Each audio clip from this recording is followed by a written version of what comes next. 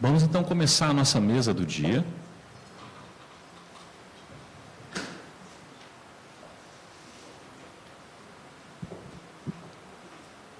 O tema dessa mesa é as ciências humanas e das linguagens, as práticas pedagógicas da escola bilíngue para surdos. Nós vamos convidar então a mediadora, a Irla Ribeiro. Por favor, Irla.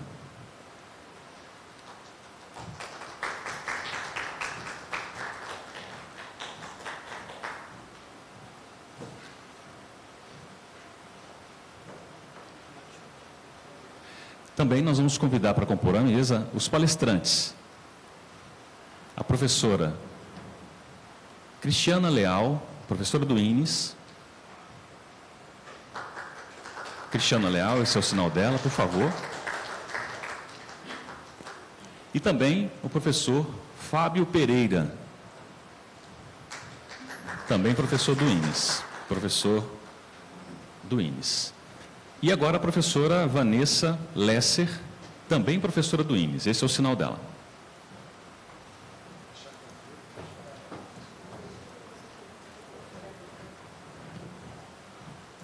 Fiquem à vontade, então, para a condução da mesa.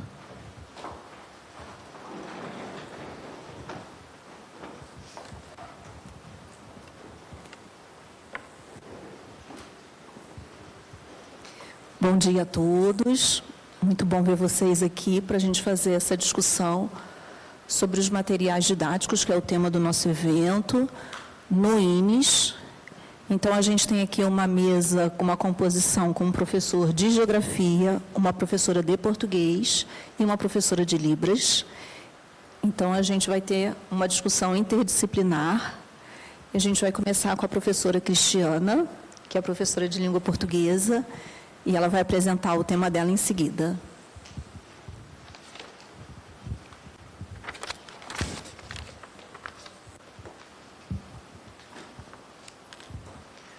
Bom dia a todos. Queria começar essa apresentação agradecendo ao convite do DDHCT, especialmente André e a Dani, pela amizade, pelo reconhecimento, pela parceria, enfim, pelo carinho desse convite. E agradecer também à equipe de língua portuguesa, parte considerável do material que eu vou apresentar aqui, embora seja de minha autoria, é resultado de trocas e experiências e aprendizados dessa reflexão conjunta, então não podia deixar de mencioná-los no início dessa apresentação. Uma coisa que eu não preparei, mas que ao olhar para a plateia eu não posso deixar de falar. Eu estou vendo 3 ex-alunos muito queridos na plateia, Juliane, Renan, Luan, gente que eu não via há bastante tempo, e estou muito feliz por estar reencontrando-os aqui. Inclusive, a Juliane é aluna de uma das turmas com as quais eu trabalhei um desses materiais que eu vou apresentar. Então, é um prazer muito grande. E hoje são alunos do ESU, né? Enfim, eu passo ou... Eu acho que tem ali, né? Eu posso passar. Só preciso saber como.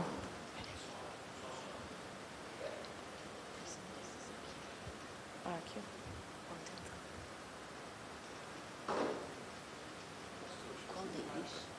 Ao contrário. Tá ligado.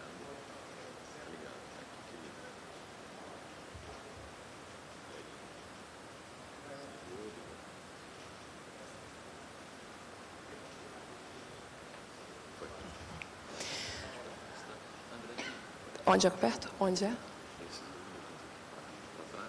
Para frente, tá. Tá bom, obrigada.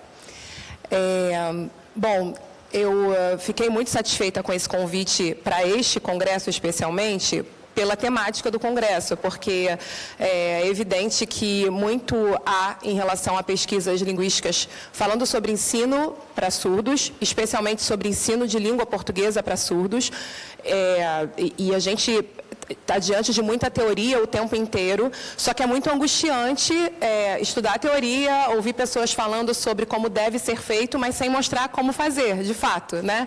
Não que o que qualquer um de nós aqui nessa mesa vai mostrar hoje seja uma receita pré-fabricada ou isso aqui que vai dar certo e pronto, temos a solução para todos os problemas, porque é claro que não é isso, mas são caminhos e poder ouvir colegas falando sobre caminhos é reconfortante. Então, uma outra razão pela qual eu fiquei muito feliz com esse convite é essa, né, o fato de que o Congresso trabalha com materiais didáticos. Então, assim, sobre teoria eu vou falar muito pouco hoje, né, eu vou falar muito mais sobre prática de fato. Esse primeiro slide, ele fala de teoria até para a gente poder falar da ancoragem teórica de tudo o que aparecer daqui para frente. Essa ancoragem está relacionada diretamente à linguística textual, é claro, porque é o meu campo de estudo, a minha teoria linguística, né, que eu sigo nas minhas pesquisas. Desde o doutorado, quando eu estudei os textos escritos, textos narrativos, escritos por alunos surdos, do INES. Eu sou professora do INES desde 2007. Então, nesses quase 16 anos de prática, o que eu vou apresentar aqui são materiais que eu fui recolhendo ao longo desse tempo, de fato, e que foram dando certo e por alguns motivos variados. Mas o fato é que eu continuo professora de ouvintes, então tudo que eu falar aqui tem a ver com a produção de material didático de língua portuguesa, independente do público exato para o qual esse material se destina. Porque eu não acredito numa sala de aula em que o material didático utilizado não é de produção do professor. Então, não existe livro didático perfeito, claro, não teria como existir, e é sempre muito bom quando o professor tem, claro, tempo suficiente para isso, remuneração suficiente para isso, enfim, a gente sabe que não é a realidade da maioria dos professores no Brasil, mas que o professor possa produzir seu próprio material adequado para aquele estudante, para aquela turma, para aquela situação comunicativa. Isso é uma prática minha em qualquer sala de aula. Mas, seguindo as recomendações dos documentos oficiais, né, os PCN, que são os Parâmetros Curriculares Nacionais, que existem há mais de 20 anos, e a BNCC, que é um documento mais recente, de falar do trabalho sobre o texto, do trabalho a partir do gênero textual e não a partir de estruturas linguísticas pré-fabricadas e prontas, enfim. Esse é o caminho teórico que nos leva a essa prática, né? Bom, desculpa, fui violenta aqui no botão e... Nossa, passei muito. Eu trouxe em duas caixas, assim, o que eu chamo de parâmetros inegociáveis na elaboração de materiais didáticos. Um parâmetro específico e negociável para essa elaboração para surdos sinalizantes, ou seja, surdos que têm a Libras como primeira língua, mas outros parâmetros, como eu falei, para a elaboração de material didático de ensino de língua portuguesa para o público que for. O primeiro deles, que é esse geral, é que todo o material precisa partir de texto e não partir de teoria. Então, sei lá, o material sobre pronome, ele não tem que partir da definição de pronome, mas sim de uma reflexão que vai chegar a essa teoria por, inclusive, dedução do próprio aluno. Claro que no final ele vai estar diante da teoria, claro que a nomenclatura precisa ser trabalhada, enfim, até porque a gente tem que dar nome às coisas para poder falar sobre elas, mas é importante esse caminho que parte do texto para aí sim chegar à teoria. E, como segundo parâmetro, que essa teoria, esse texto, esse caminho, tenham significado para o estudante, porque se não tiverem significado para o estudante, de nada servem. A elaboração do material, claro, está vinculada ao currículo, mas ela também precisa estar vinculada às necessidades daquela turma, daquele estudante. Porque, afinal de contas, toda e qualquer prática sobre a qual se vai falar aqui, em qualquer circunstância, sobre prática de ensino, precisa estar vinculada ao estudante e não a qualquer outra coisa, que é certamente menos importante do que o aluno na sala de aula.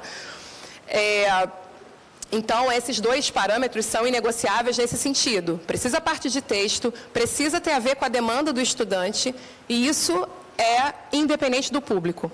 No caso do público surdo, reforçando alunos surdos sinalizantes, porque existem outras realidades, né? Mas os alunos surdos que usam a língua de sinais como primeira língua e aprendem o português como segunda língua, é muito importante que o professor e o estudante reconheçam a Libras como uma língua que tem uma gramática, que tem uma estrutura e que precisa ser compreendida.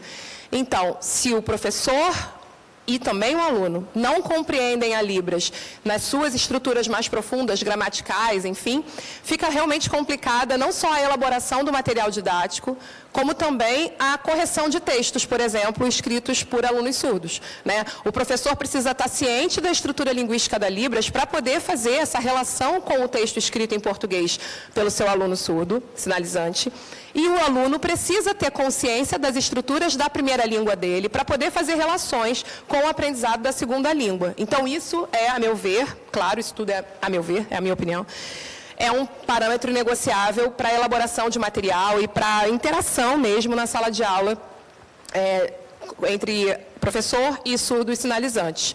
Lembrando, é claro, que todo e qualquer material que eu vá apresentar aqui está relacionado à minha prática, que é uma prática muito específica, como eu falei, faz 16 anos, mas num contexto muito específico. Quando a gente vai a assessorias técnicas e apresenta o trabalho para públicos que têm a situação que, na verdade, é a da maioria, né, que são surdos incluídos em salas de aulas de ouvintes, a gente percebe que as angústias são outras ainda. Eu vou apresentar a minha experiência nessa condição muito específica e até em certa medida privilegiada, né, de ter alunos só surdos em sala de aula e não ouvintes misturados, né, e que me permitem fazer um trabalho direcionado para o aprendizado de língua portuguesa como segunda língua.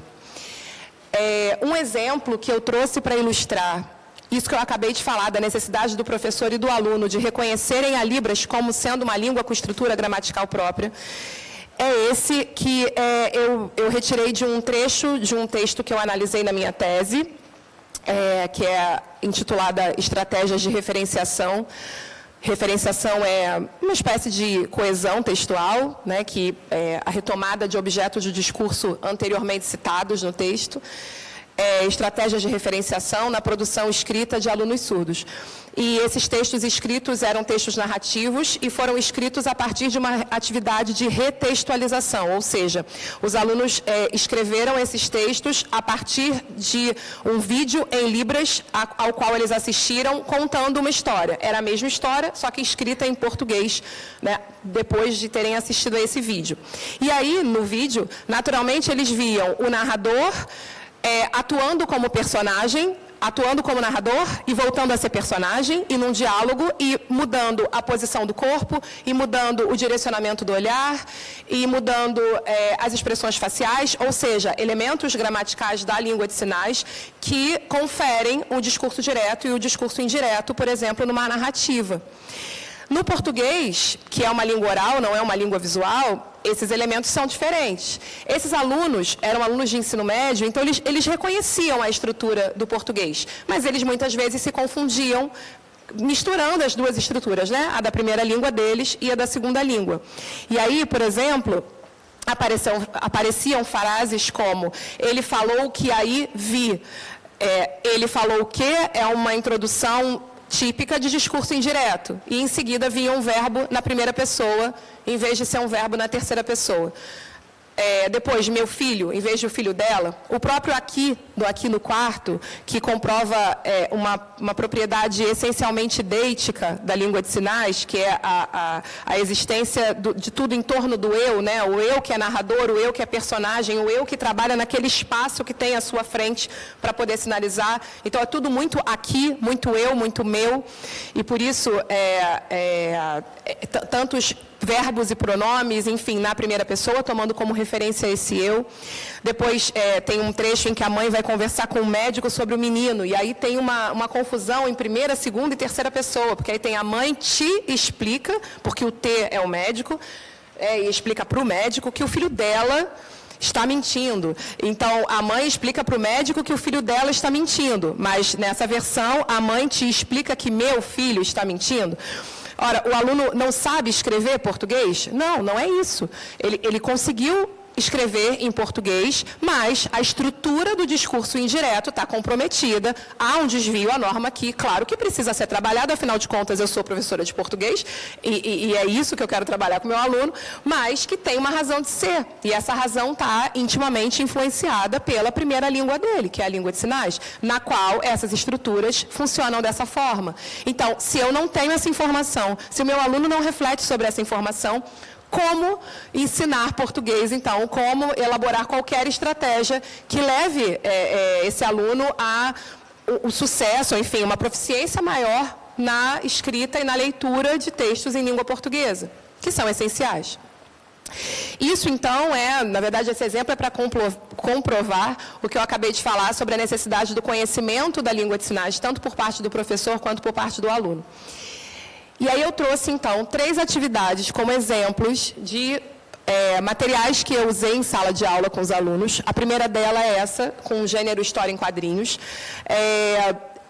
Com esse gênero, o objetivo central é trabalhar, claro, o texto verbal e não verbal, né, que é um gênero essencialmente misto, de texto misto, mas também muito de conhecimento de mundo, porque uma coisa que a gente sempre lê quando vai ler teoria sobre aquisição de linguagem, aquisição linguística, aquisição de língua, um termo chamado aculturação, que é a absorção da cultura da língua do outro no momento em que você está aprendendo aquela língua. Só que no caso do surdo, que aprende português no Brasil, claro, ele pode ter a primeira língua dele, Libras, e considerar o português uma segunda língua, mas ele está imerso nesse universo nacional, né? Então, parte da cultura ouvinte é também cultura surda, assim como parte da cultura que é carregada com a língua de sinais, essa sim é mais específica. Então, não tem muito isso de, ele vai aprender, inclusive, a cultura que está envolvida com o aprendizado da língua portuguesa. Ele já nasceu nesse país, ele já está imerso nessa cultura também. Então, eu preciso que ele detenha esse conhecimento para poder, aí sim, compreender os textos em língua portuguesa também.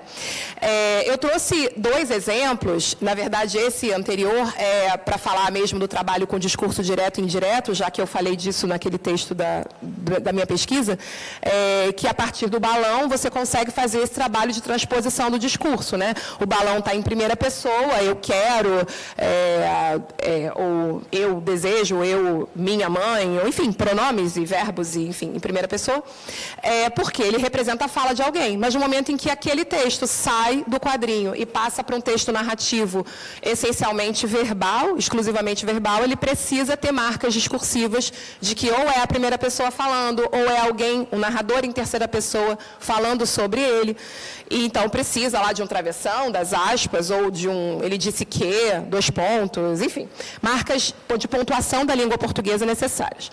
Mas sobre a questão do conhecimento de mundo, de que eu acabei de falar, eu trouxe esses exemplos aqui que mostram assim, uma cadência na exigência da leitura do aluno. Então, por exemplo, naquele que eu chamei de texto 1 ali, a Mônica está com muita raiva, né? E aí ela vai aparentemente bater no Cebolinha, como de costume. A gente sabe disso, né? Isso é um elemento cultural. O nosso conhecimento de mundo faz a gente saber que a Mônica tem esse comportamento. E aí o Cebolinha fala: Cascão, me ajuda. Que tipo de ajuda ele espera do Cascão? Alguma coisa que solucione ali o problema. E o Cascão entende isso como: bom, então eu vou pedir ajuda. E sai gritando socorro. O humor dessa tirinha, a ironia dessa tirinha, passa pelo fato de eu conhecer coisas que não estão escritas nesse texto, né? O socorro não é o pedido de ajuda que o Cebolinha esperava. A relação entre a Mônica e Cebolinha é conhecidamente tensa. Então, eu preciso conhecer isso para poder chegar a responder adequadamente a questão 4, por exemplo. Mas antes dela, ele precisa primeiro reconhecer que tipo de balão tem nessa história. Não é balão de fala, é balão de grito. Então, está rolando ali uma confusão muito grande. O que pode significar aquele grrr ali dentro do balão da Mônica, né? Porque ela está com raiva, ela está nervosa. O que o Cebolinha pede ao Cascão? Ele pede ajuda, mas e o que o Cascão faz? Assim, ele sai gritando socorro. Isso eu consigo ver na tirinha. Mas a questão 4 eu não consigo ver na tirinha. Exige um conhecimento extratextual que eu desejo que o aluno tenha, mas que se ele não tiver, ele vai adquirir com essas leituras. O mesmo procedimento aqui no que eu chamei de texto 3. Né? Primeiro, o que é o Z no balão do Cascão? Bom, o Cascão está dormindo. Ele está dormindo fora de casa? Como que eu consigo perceber que houve uma passagem de tempo do primeiro para o segundo quadrinho? Tem o escurecimento da imagem, eu vejo a lua no segundo quadrinho e o sol no primeiro. Tem o próprio limpe os pés no tapete, que o aluno precisa identificar. Então, depois disso tudo identificado, aí sim vem a pergunta de compreensão do texto como um todo. Por que o Cascão dormiu fora de casa? Tudo que ele precisa saber para responder isso. Que o Cascão é reconhecidamente um menino que não gosta de tomar banho, ele é sujinho, então se é para limpar o pé, melhor nem entrar, vou dormir aqui fora. Então, chegar a essa resposta passa não só por conhecimentos textuais, linguísticos evidentes ali, mas também extratextuais. E esse é o caminho que se deseja que o aluno faça.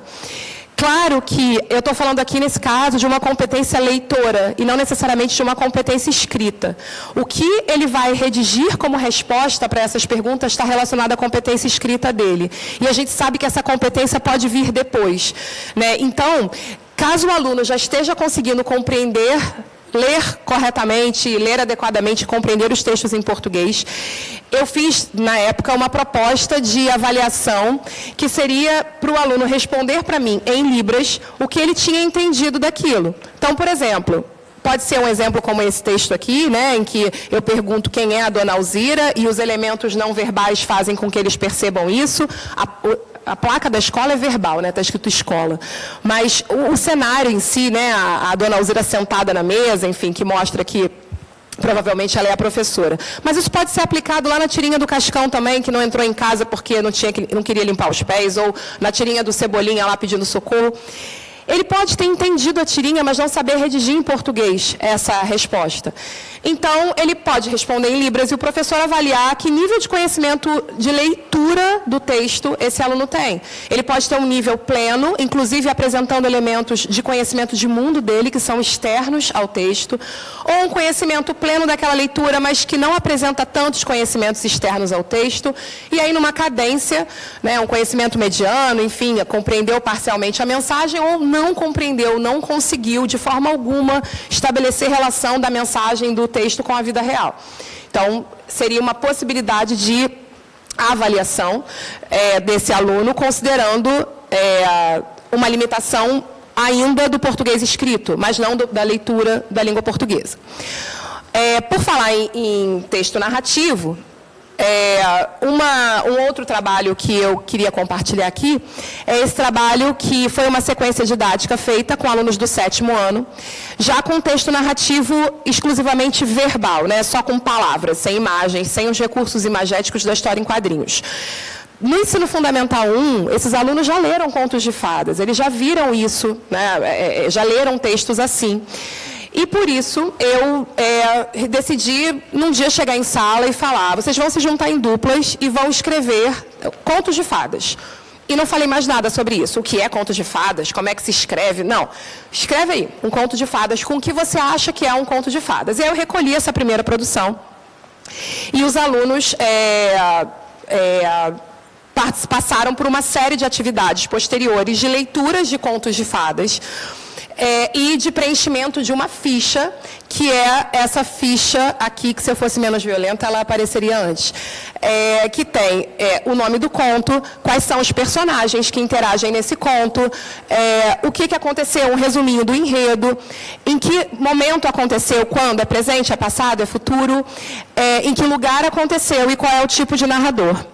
E ao ler vários contos de fadas e preencher essa ficha, a mesma ficha, para todos os contos de fada lidos, eles perceberam que existia um padrão, que os personagens muitas vezes eram princesas, bruxas, madrastas, que as histórias se passavam muitas vezes em florestas, em palácios, em castelos, né, enfim, que eram histórias narradas no passado, e que existia progressão, então existiam elementos como depois disso, então, logo depois, e foi assim que são elementos linguísticos do português que indicam essa passagem de tempo, essa relação do tempo cronológico. Enfim, foram percebendo o padrão, né, para esse gênero. Afinal de contas, gênero é feito de algum padrão mesmo. E aí eu trouxe algumas comparações entre produções iniciais e finais desses alunos que mostram como eles se apropriaram dos elementos, se você quiser ver, porque lá não dá para você ver, dos elementos da narrativa, dessa narrativa, né, do conto de fadas. Por exemplo, lá na produção inicial tinha lá, era chamando-se Renato, ele precisa uma flor, amanhã dia dos namorados, etc, etc. E aí ele já começou na produção final com Era Uma Vez. Pô, já sei que tem que começar com Era Uma Vez. Conto de fada começa assim. De fato, né, a maioria é assim mesmo. E aí ele fez questão de inserir conectivos no texto. Por quê? Mais, aquele mais nem está tão bem usado, não. Mas ele tinha essa preocupação de adequar à escrita do português. Depois, um outro exemplo, tinha lá o texto, tinha menina, já tinha príncipe, já tinha madrasta, ou seja, o conhecimento de conto de fadas dessa galera que fez aquela produção inicial ali já era legal, mas eles adquiriram conhecimentos adicionais, especialmente linguísticos, para inserir elementos relativos ao conto de fadas escrito em língua portuguesa. Outro exemplo, provavelmente aquela dupla confundiu conto de fadas com fábula na primeira produção. E aí escreveu lá o Lobo e o Porco. Quando eu devolvi essa produção e pedi que eles escrevessem, então, depois de todo aquele procedimento, o conto de fadas final deles, eles mudaram completamente, porque obviamente não tinha nada a ver com Lobo e Porco. Lobo e Porco não são personagens comuns nos contos de fadas. Eles viram isso lendo outros contos e trocaram os personagens, fizeram lá a história do João e Maria. Eu achei interessante, por exemplo, que eles abriram o terceiro parágrafo com eles gostam que comer tudo dos doces. E depois eles lembraram assim, não, peraí, o verbo é no passado. E aí riscaram e colocaram gostavam. E os marcadores de tempo, um monte de depois, então, colocou madrasta, enfim. E terminaram com felizes para sempre, que é também uma característica típica dos contos de fadas. Para fechar, o terceiro material que eu quis trazer é um material pelo qual eu tenho muito carinho, porque deu muito trabalho, mas que foi muito produtivo, que foi um material que eu fiz em 3 anos, com uma turma que passou pela primeira, pela segunda e pela terceira série do ensino médio, com um desejo de prestar vestibular. Eles queriam fazer o Enem, eles queriam entender como é que é esse texto do Enem, eles tinham muita dificuldade em dar opinião, que é algo super comum na sala de aula, todo mundo que trabalha em sala de aula com surdo sabe quando você pede a opinião, como aquilo é uma questão para eles, provavelmente porque a opinião deles é pouco pedida mesmo, que é um problema grave, mas também porque o texto de opinião é um texto muito mais complexo de produzir. Então, ele precisa, de fato, de um trabalho mais minucioso, mais cuidadoso do que o texto narrativo, porque narrar é algo muito mais natural para eles, de fato, do que argumentar. E aí, então, foi uma sequência didática proposta, em que a gente partiu, primeiro, da diferenciação entre narrar, descrever e argumentar, né? Primeiro, o que é narrar um texto, o que é descrever e o que é dar opinião, o que é fazer um texto dissertativo ou argumentativo. Então, eles primeiro tiveram contato com textos dessas diferentes tipologias para perceber que havia essa diferença. Depois, a produção de textos argumentativos mesmo, em libras e em português, em que eles evidenciassem, primeiro, que eles tinham algum repertório sociocultural daquilo, né? Eles tinham estratégias para argumentar com qualidade, apresentação de dados numéricos, ou uma citação de um fato, de um caso famoso, ou de um exemplo, uma alusão histórica, enfim. Repertório sociocultural, que é uma coisa que o Enem super exige, para argumentar, mas ainda sem muito modelo específico. Parágrafos argumentativos e alguns gêneros argumentativos, do tipo carta do leitor, que é um parágrafo pequeno, curto, que ele consegue escrever com um pouco mais de rapidez, enfim, sem tanta complexidade. E aí sim, no final do processo, a ideia era que eles conseguissem entender o esquema do Enem, o padrão Enem de texto argumentativo, e produzir seus textos nesse padrão. Então, eu trouxe alguns exemplos de atividades, não vou ler tudo não, vou só mostrar para vocês. Uma primeira atividade em que eu peguei, a partir de um mesmo tema, 3 textos de 3 tipologias diferentes. Então, o primeiro texto é uma descrição do estádio de São Januário, o segundo texto é uma narração de 2 amigos que vão ao estádio e presenciam uma situação de violência. Isso aconteceu porque, na época, aconteceu um caso gravíssimo de violência num jogo Atlético Paranaense e Vasco. Nem foi em São Januário, foi no Paraná, mas teve uma briga generalizada, saiu nos jornais, eles estavam muito mobilizados por isso, foi por isso que eu peguei esse tema Senão não pegaria do Vasco, né? Pegaria do Fluminense, obviamente. Mas foi porque eles estavam mobilizados. Mas aí, depois, então, a gente chegou ao texto dissertativo em que uma pessoa fala a opinião dela sobre a violência nos estádios. Então, eles perceberam, por um mesmo tema, 3 tipologias diferentes, para perceber mesmo essa distinção, né? Depois, exemplos em que há imagens que eles precisam descrever, e nessa descrição já tem ali um elemento que pode ser usado na argumentação. Por exemplo, essa imagem, a gente trabalhou por um tempo com essa temática da violência contra a mulher, e ao descrever essa imagem, eu queria que eles percebessem que a moça está machucada e que tem uma mão silenciando essa moça e é uma mão masculina. Então, ao perceber isso, já havia elementos ali, não só para criar a história, a narrativa, que eu pedi para eles inventarem uma história dessa personagem aí, quem é, qual o nome dela, o que aconteceu com ela, e depois para que eles produzissem um texto de opinião sobre isso. E aí sempre trabalhando a diferenciação entre narrar e dar opinião. Depois, ainda sobre esse tema, esse foi um tema do Enem, né? Então a gente leu a proposta de redação do Enem, foi num determinado momento para a sala de informática recolher repertório sobre isso, eles leram sobre a Lei Maria da Penha, leram algumas outras coisas relativas a essa temática, e aí chegaram na produção de um parágrafo argumentativo sobre o tema.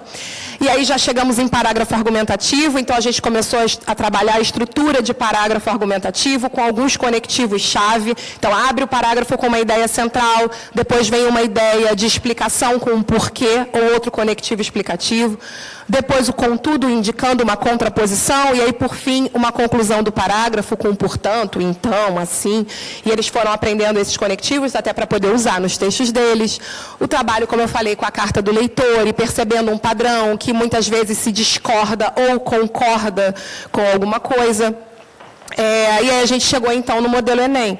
E eles puderam perceber a existência dos 4 parágrafos, o que tem que ter na introdução desse texto, o que tem que ter principalmente na conclusão, a tal da proposta de intervenção, que tem que ter lá quem vai fazer, o que vai fazer, como vai fazer e o grau de detalhamento disso, e, por fim, os efeitos dessa proposta na problemática que ele desenvolveu no texto dele. A gente leu alguns exemplos, até que a gente chegou à primeira produção escrita, coletiva, né, que eles escolheram que fosse sobre o tema bullying. E aí, nessa produção, depois de pronta, a gente fez essa análise, assim, quais são os elementos de coesão que tem nesse texto.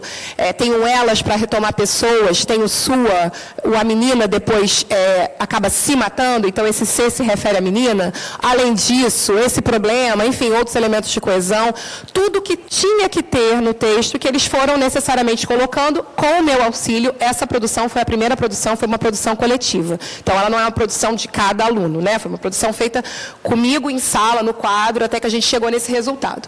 Depois eles começaram a fazer produções em dupla, e aí essa é uma redação sobre diversidade de gênero. Essa é a redação inteira mesmo, 9 linhas, isso aí, foi em um parágrafo só.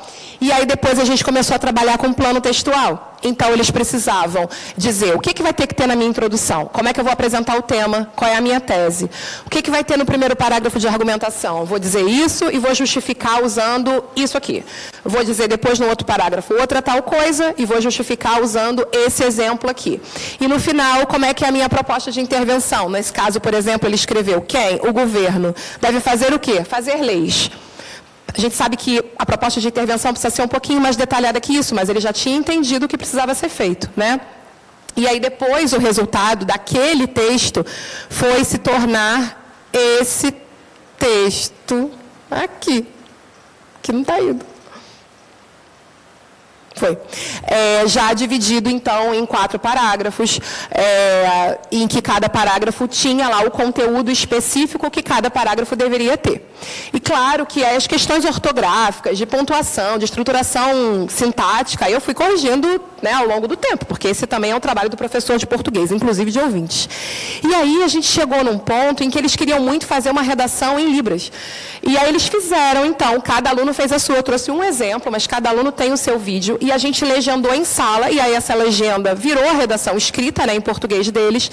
Cada aluno fez, então, a sua redação sobre o tema Acessibilidade no Brasil, Desafios e Conquistas. E aí eu trouxe esse vídeo para mostrar para vocês esse resultado.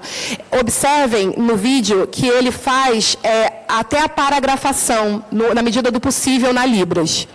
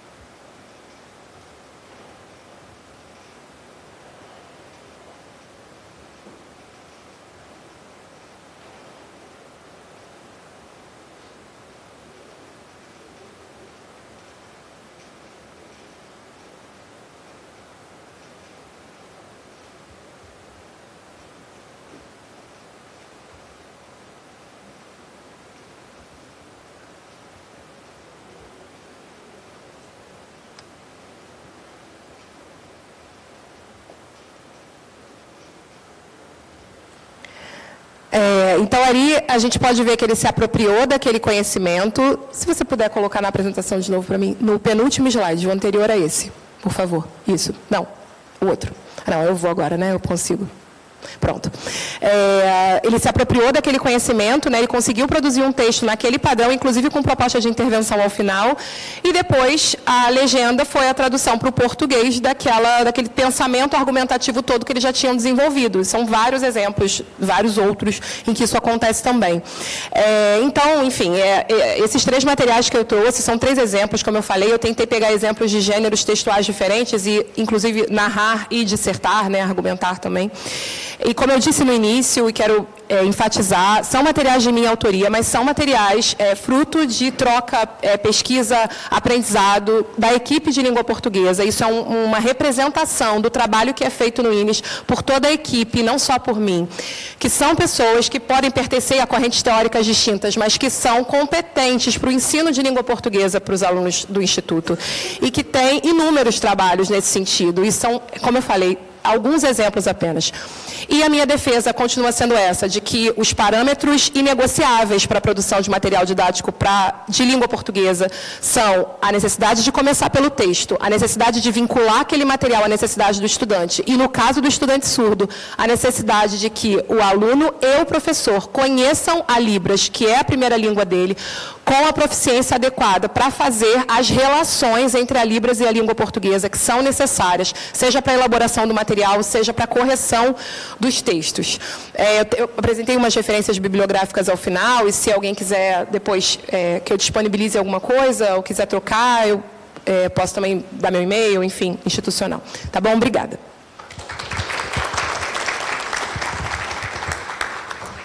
Queria agradecer bastante a Cristiana. Eu acho que é muito interessante quando a gente consegue ver como isso se dá na prática e principalmente a progressão dos alunos.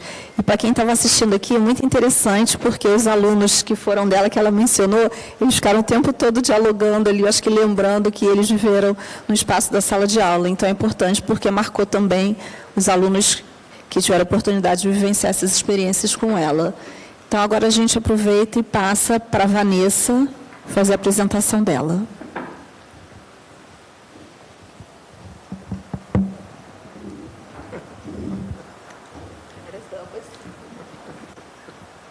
Pode projetar então o meu slide, por favor?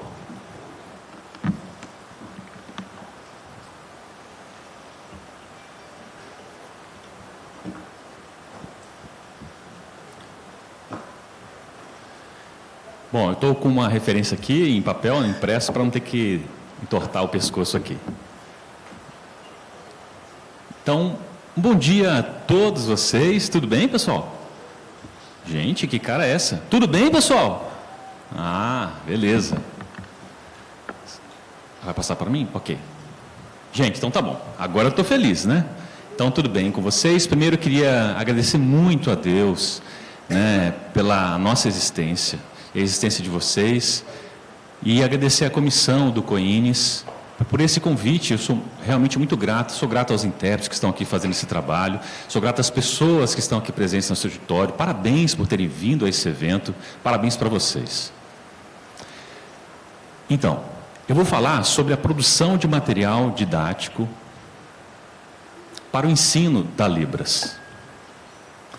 Então, vocês vão entender ao longo da minha palestra um pouco como é que a minha experiência tem se dado nesse sentido. Pode avançar, por favor. Bom, eu sou a professora Vanessa Lesser. Só voltar um pouquinho, por favor.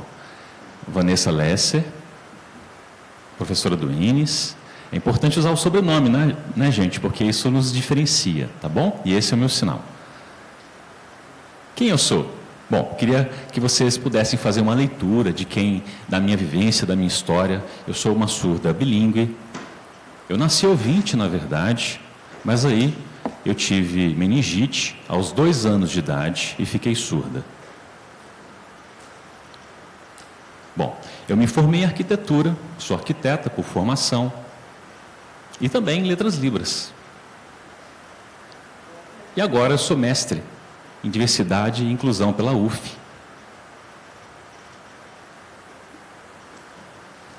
Bom, já passou aqui? Ótimo.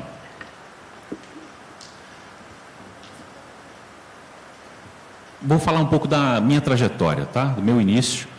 Como eu falei, eu fiquei surdo aos 2 anos e comecei a estudar no Inosel, na Gávea, né? Aos 2 anos, e foi lá que desenvolvi a minha escolarização.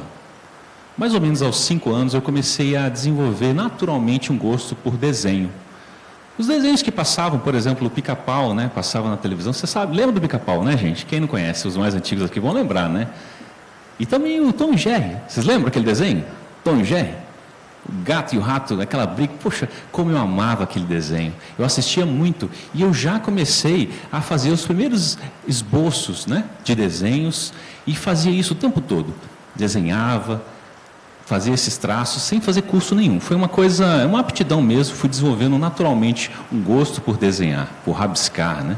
E no instituto lá, na Gávea, o método de ensino se dava pela comunicação total. Os surdos e os ouvintes estudavam na mesma classe. Na 5ª série, era até a 5ª série, inclusive. E aí, nesse período, eu comecei a estudar em escolas inclusivas, e aí comecei na verdade, usar leitura labial para poder entender as turmas, né? E no 2º ano só, no ensino médio, foi que eu fui entrar no INES. Gente, no INES, só no ensino médio. E aí, né, esse contato com a língua de sinais me transformou. Eu fui aprendendo a língua de sinais. Tinha um inspetor surdo lá, que sempre procurava ele, né? Ele era um professor de história, e vários professores do instituto, instrutores, né, que estavam lá. O Everaldo estava lá naquela época, inclusive. O Alan, né, também. Pessoas que a gente encontrava nos corredores do INES, são meus colegas hoje em dia, inclusive.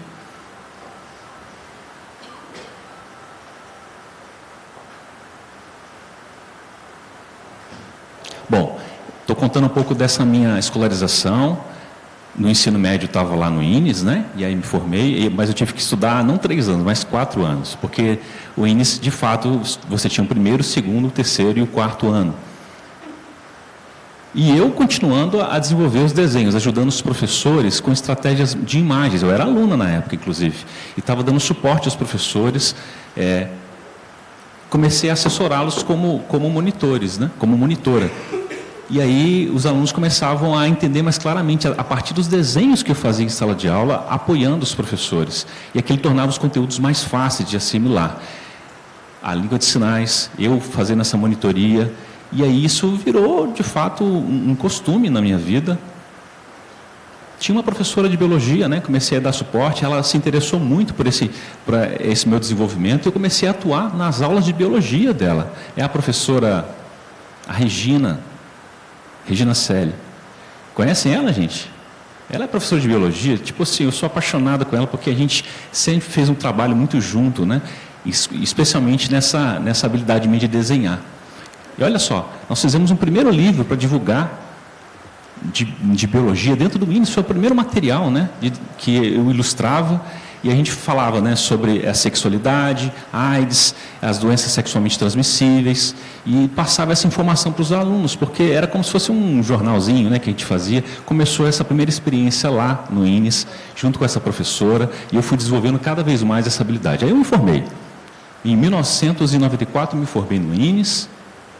A professora de biologia, inclusive, me ajudou a continuar trabalhando dentro do INES, na UERJ, na verdade, né? Comecei a trabalhar no UERJ, por indicação dessa professora. E na UERJ foi uma experiência interessante. E eu fazia projetos de sinais da vida. O projeto Sinais da Vida. O nome do projeto era a professora, né, Eulália, a doutora Eulália Fernandes. Esse é o sinal dela, inclusive. É uma doutora importante, bilíngue, né, que trabalha na área bilíngue, e ela aceitou. Então comecei a trabalhar com ela nesse projeto de Sinais da Vida, para tornar mais claros e fáceis esses conteúdos para os surdos. Quando ele via o desenho associado ao conteúdo, rapidamente aquilo era compreendido pelos alunos. E sempre o assunto era a respeito da saúde, né? Falávamos sobre AIDS, as doenças sexualmente transmissíveis. Pode avançar o slide, por favor, olha aí. Essa foi a experiência, né, que nós desenvolvemos junto com a doutora Eulália. Criamos esse material. E também esse projeto era em parceria da UERJ com o INES, né? E eles tinham essa parceria, desenvolvemos essa publicação, que tinha as ilustrações para auxiliar na compreensão dos conceitos referentes à saúde. Depois também tive uma oportunidade de trabalhar para a FENEIS, auxiliando na ilustração desse Libras em Contexto. Vocês conhecem essa revista importante da FENEIS, né? Eu sou a ilustradora que atuei por muitos anos nessa revista, a Mirna. Vocês conhecem a Mirna, a professora Mirna? E também a Tânia? As duas eram pesquisadoras dessa revista, de Libras em Contexto, e me convidou para ilustrá-la, né? Então, eu estava lá no UERJ, estava na FENEIS e estava me desdobrando, né, no desenvolvimento dessas funções. Gente, não é fácil desenhar, não, tá? Você acha que é um trabalho simples? Não, você tem que entender, realmente compreender os conceitos, e aí você busca o seu repertório e transmite isso, e traduz isso na imagem que é desenhada, né? Então, assim, essa experiência foi muito rica no meu processo. Até que então eu entrei na faculdade de arquitetura. Como eu gostava muito de desenho, era natural que eu fizesse essa escolha, né? Eu gosto muito de matemática. E essa faculdade também envolvia, né, medir distâncias, né, dos espaços, e isso foi muito interessante no meu percurso. O tempo foi passando e eu fui desenvolvendo, esses projetos foram interrompidos, mas continuei na UERJ trabalhando junto com a professora Eulália, a doutora, em parceria também com o próprio INES, né, os alunos do INES. Eles vinham até nós, na UERJ, para fazer uma visitação das exposições que nós tínhamos naquele espaço, sobre os conteúdos que a gente estava produzindo. E a gente aproveitava esses momentos para divulgar essa publicação. E não só essa temática, mas a gente falava também sobre drogas, né, e outros assuntos que eram importantes para divulgar na comunidade. A FENEIS me fez, então, um convite, depois de um tempo, e a gente começou a trabalhar. Eu trabalhei como contratada, como monitora, né? Vocês lembram? Assistente educacional para surdos, em Libras, né? Gente, olha só, quanto tempo eu estou nessa área e a minha trajetória tem mostrado, né, como eu desenvolvi. E aí eu comecei a trabalhar no INES, como contratada, como monitora. E o que eu fazia como monitora, né? É assistente educacional em Libras, né? Eu trabalhava do lado dos professores em sala de aula, colado ali nas disciplinas, do 6º ao 9º ano, ficava nas disciplinas de matemática, junto com o professor de matemática, a gente ilustrava os conceitos matemáticos no quadro, e outras disciplinas também. Fiquei anos nessa função. No total, foram 11 anos de contrato como monitor, assistente educacional em Libras, né? E aí isso se desenvolveu muito mais, né, dentro de mim, né? Eu continuei, interiorizei esse processo todo, e isso foi importante para mim. Agora, vamos avançar o slide para eu falar de uma outra coisa aqui. Essa aqui é da minha experiência como assistente educacional, né? E no meu trabalho no INES. Está vendo essas duas publicações? São narrativas infantis que a gente desenvolveu. Vocês lembram que é antigo isso, né, gente? Tinha até em CD, em DVD, né? A gente colocava esse material, os professores compartilhavam esse material. Vocês lembram do Paulo, né, de vários surdos que participaram desse projeto? Então, isso foi se desenvolvendo e se solidificando nesse meu trabalho, né? A gente gravava muito material em vídeo, usava uns fundos diferentes, né? E a gente eu comecei, então, a ter essa vivência, essas diferentes experiências ao longo da minha trajetória. Ainda dentro do INES, e também aquele projeto da UERJ já tinha descontinuado.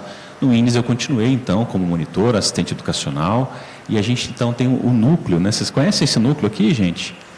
É o núcleo de orientação à saúde do surdo, que é esse sinal que a gente usa, lembra? Nós, sem isso, exatamente.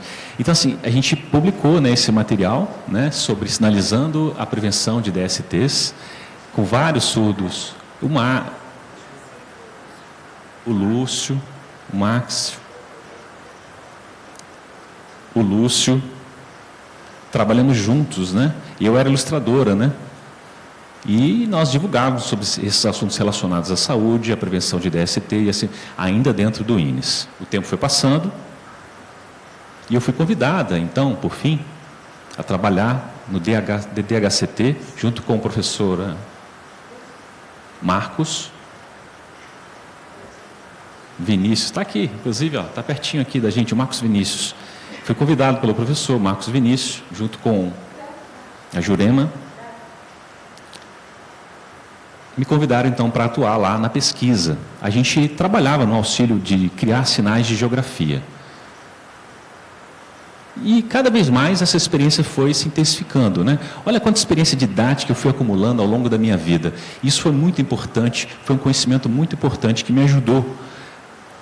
Não só o que eu aprendia na teoria, mas também a minha prática, a minha vivência, isso foi enriquecendo o meu currículo. Então lembra que eu era contratada como assistente educacional, né? E eu também estava cursando Letras Libras. Comecei o Letras Libras, trabalhava e fazia faculdade. Eu já tinha formado em arquitetura e entrei de novo na faculdade para cursar Letras Libras, porque eu queria, de fato, entender, né, e me tornar, lecionar como uma professora do INES. E foi aí que eu saí da condição de contratada como temporária, eu fui, então, contratada pelo INES, né? Lembra, gente, que agora eu me tornei, então, professora, né? Eu estava ainda em sala de aula, agora eu me tornei professora de livros. Foi um desafio maior, né? Eu tive essa autonomia, de fato, porque realmente eu pude criar o meu próprio material diretamente. Então, daquela experiência de auxílio, agora eu estava por conta própria, de forma autônoma para criar esses materiais, sempre ligados aos conteúdos, usando a Libras, especialmente, conteúdos de história, sociologia, gramática, linguística, né? Então, esses 3 conteúdos eu sempre procurei trabalhar, e outros também, outras temáticas que eu pude ensinar nesse processo enquanto professora. Eu tinha um trabalho, vocês lembram da Copa do Mundo, quando estava acontecendo aqui no Rio de Janeiro? A gente começou então a criar um sinalário sobre as questões envolvendo a cultura, a língua desses outros países que estavam aqui então na Copa do Mundo, e formamos uma equipe de professores surdos para trabalhar com isso. Pode avançar, por favor.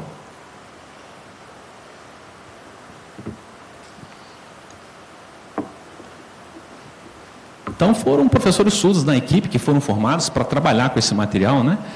Nessa parceria que a gente fez, para ensinar, né, sobre a Copa do Mundo. E cadê os sinais para se referir à Copa do Mundo, os países? Então, a gente juntou essa equipe, fizemos um trabalho de pesquisa muito grande, entendendo os sinais daqueles países, os sinais locais, os sinais regionais. Isso tudo era importante. Foi um novo caminho de pesquisa que a gente instituiu dentro da instituição, dentro do INES. E nós surdos, né? Professores surdos ali atuando em parceria, criando sinais, gravando em fundo específico, aquele fundo bem formal, né? E foi uma experiência muito grande. Esse é um material que a gente criou a partir dessa experiência. Está aqui os DVDs, né? Dentro do próprio INES, né? Que a gente distribuiu. Foi o primeiro material que professores surdos, né? Uma comissão de professores surdos criou. Foi a primeira experiência nesse sentido. Antes a gente atuava apoiando os professores, mas agora a gente tinha então esse protagonismo de poder criar esse próprio material diretamente em língua de sinais. Essa equipe, tem que tirar o chapéu para eles, porque eles são maravilhosos. O Alex Curione, né? O Alex Curione, Luciana Rangel, a Beth, e a Beth também. Tem que tirar o chapéu para essa equipe, porque eles me desafiaram muito na produção desse conteúdo. Muito obrigado. Pode avançar. Bom, trazendo ainda esse percurso, né? Aí sim, eu fui aprovada como concursada, né? Fiquei 2 anos como professor de livros, e aí, como temporária, e aí me tornei efetiva do Instituto, né? Então, olha só, fui aprovada no concurso. Eu fazia a mesma coisa, gente, praticamente, mas agora, né, estatutária, né, pertencendo, os professores surdos foram crescendo dentro do Instituto, foram aumentando a quantidade, e a gente pôde, então, trabalhar mais próximo. Isso foi muito bom. Tem uma professora de Química, a Joana Saldanha. Ela me fez um convite, então, à época, para criar um glossário dela, né, do mestrado dela. Ela trabalha com mestrado porque ela ensina química para os alunos surdos. E ela falou, poxa, me ajuda então, Vanessa, a criar. Está aqui o resultado. É o mestrado dela, nós criamos vários sinais da área de química, né, do conteúdo de química. E eu fiquei, gente, olha que desafio, que diferente, né, um outro conteúdo totalmente diferente. E aí a gente renovou esse conteúdo, né, e eu fiz a gravação desse conteúdo, que vocês estão vendo aqui, né. Primeiro foi aquele visual impresso, né? E a gente selecionou desse conteúdo e aí fizemos a filmagem, né, em fundo profissional, em estúdio profissional, visualmente muito interessante para os alunos surdos. Um outro desafio profissional que eu também vivenciei. Que dizer então desse evento, né, grande que aconteceu, a pandemia, que, de repente, deslocou as pessoas do INES para seus próprios lares. E agora, gente, como a gente faria diante da pandemia para continuar ensinando? A nossa experiência era toda presencial. Isso aí nos provocou demais. Nós vamos ter que buscar uma solução a partir das nossas próprias casas, usando, né, os aplicativos, as plataformas de reunião virtuais, né? Tivemos que pensar em outras estratégias, gente. Gravar muitos conteúdos. É como se a gente voltasse lá atrás, né, no percurso de, gente, vamos ter que aprender de novo. Estávamos presenciais, agora estamos remotos. Como que a gente vai fazer? Gravamos muito conteúdo. Isso a gente conseguia exibir em fundos, né? Na própria casa. Às vezes usava um fundo verde lá, chroma key. A gente não tinha tanto recurso, mas a gente pediu, né? Fomos lá no Mercado Livre para comprar materiais para montar câmera, fundo, chroma key, e compramos. Tivemos que montar um mini estúdio em casa, não tinha material, a gente teve que dar o jeito. Foi uma estratégia que a gente usou para poder, então, recuperar e não deixar o conteúdo ser perdido e acompanhar os alunos. E aí a gente foi divulgando esse material, as gravações que a gente fazia, as atividades, tudo distribuía através desses vídeos que gravávamos na nossa própria casa. Então, do presencial, de repente, a gente teve que agora fazer uma estratégia totalmente remota. Foi um desafio novo e foi importante também para o meu desenvolvimento. E a gente tem que fazer, não tinha como uma outra saída. E tinha que ter uma proposta visual para continuar o ensino dos nossos alunos.